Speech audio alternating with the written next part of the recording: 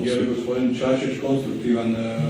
Dakle, ministar Banožić nije na udaru samo oporbe, nego i na udaru nekih članova vladajuće koalicije. On je jučer govorio da bi, što se njega tiče, Banožić već sutra treba otići da bi se i njega trebali riješiti. Razgovarali smo o tome danas na koaliciji, rekao je da se ispričava i da neće više. Tako nešto govori. Tako je bilo, da, jer sam mu to direktno rekao, ako je neko partner, onda se ponaša partnerski. Ako je neko oporba, nek se ponaša kao oporba. Stvar je vrlo jasna. Nema nikakvih dilema. Pitali smo gospodina Miloševića u vezi toga, ništa nam od toga nije rekao, utvrdio je da o tome nije bilo govora.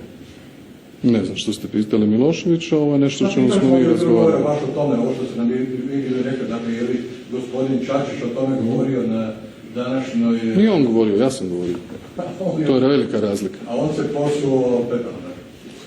Ma nebitno u biti, dakle, Banožić ima proračun kao ministar obrane od 7,2 milijarde kuna, potpisao je Rafale, potpisao Bradleyje, ja bih volio da neki drugi koji su bili ministri obrane iza sebe kad vrijeme dođe imaju takva postignuća.